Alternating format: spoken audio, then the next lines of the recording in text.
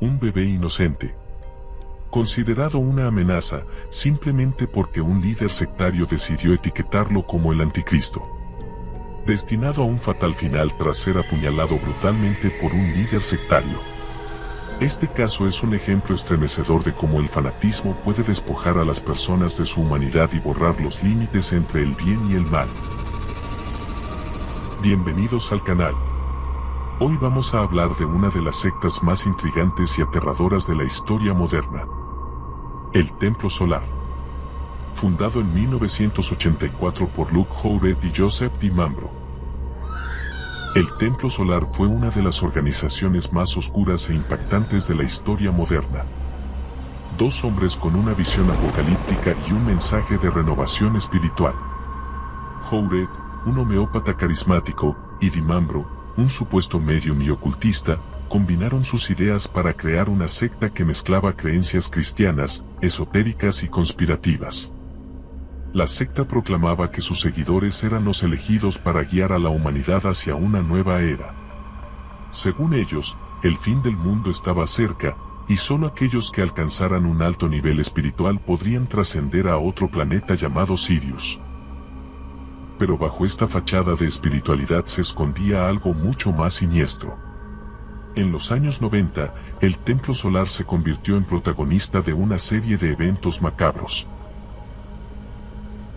El asesinato de Emmanuel Dutoit 1994. Este fue uno de los crímenes más impactantes de la secta.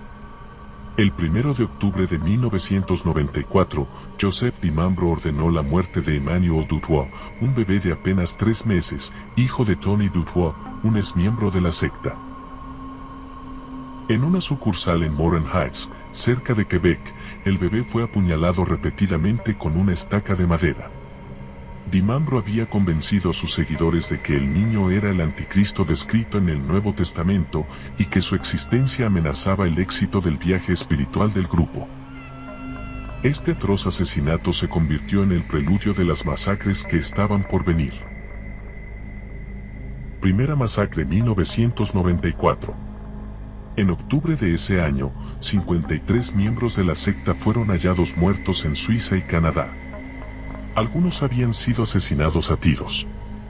Otros habían ingerido veneno, y algunos murieron en incendios provocados. Los investigadores descubrieron que muchos de ellos habían sido drogados previamente y no habían consentido su muerte. Segunda tragedia 1995. En Francia, 16 miembros fueron hallados calcinados en un bosque. Los cuerpos estaban dispuestos en forma de círculo con estrella, un símbolo importante en su iconografía ritual, siguiendo el ritual. Las investigaciones determinaron que las víctimas habían sido drogadas antes de ser quemadas vivas o después de estar inconscientes, en lo que parecía ser un suicidio colectivo ritualizado o un homicidio ritual perpetrado bajo coerción. Último incidente conocido, 1997. Tuvo lugar el 22 de marzo de 1997 en una casa en Saint-Casimir, una pequeña localidad en Quebec, Canadá. Este evento marcó el final trágico de una serie de muertes rituales relacionadas con el grupo. En esta ocasión, 5 personas, entre ellas 3 niños y 2 adultos, perdieron la vida en lo que las autoridades describieron como un ritual suicida.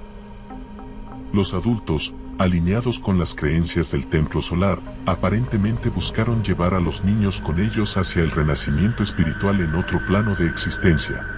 Una creencia central en la doctrina apocalíptica del culto. Los cuerpos fueron hallados en la casa que había sido preparada de antemano para el ritual. La vivienda había sido incendiada deliberadamente para destruir evidencias, siguiendo un patrón similar al de las tragedias anteriores. Los niños fueron primero sedados antes de morir, lo que refleja la intención de protegerlos del sufrimiento, según las creencias sectarias. Los 2 adultos luego se quitaron la vida, aparentemente bajo un pacto de suicidio ritual. Aunque los fundadores del Templo Solar, Joseph DiMambro y Luke Howard, ya habían muerto en los episodios de 1994, sus ideas seguían influenciando a los miembros restantes de la secta. Los sobrevivientes del culto habían permanecido dispersos, pero algunos seguían comprometidos con las profecías del fin del mundo y con la idea de trascender este plano de existencia. Las muertes no eran casuales ni espontáneas. Los investigadores concluyeron que Joseph DiMambro, antes de su propia muerte, orquestó los asesinatos como parte de un tránsito hacia otro mundo. Pues los miembros creían que estas muertes los unirían a Sirius. Este último episodio terminó de consolidar al Templo Solar como uno de los casos más notorios de sectas apocalípticas en la historia contemporánea.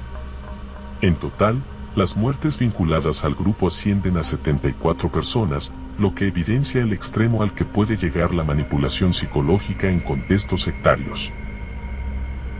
La policía descubrió que el Templo Solar no era solo una secta espiritual. Sus líderes también estaban implicados en fraude financiero, lavado de dinero y manipulación psicológica de los seguidores. Los sobrevivientes y exmiembros relataron cómo DiMambro utilizaba trucos tecnológicos para simular milagros y convencer a los fieles de su divinidad. Además, Jouret promovía la idea de que el fin del mundo era inminente, usando el miedo como herramienta de control.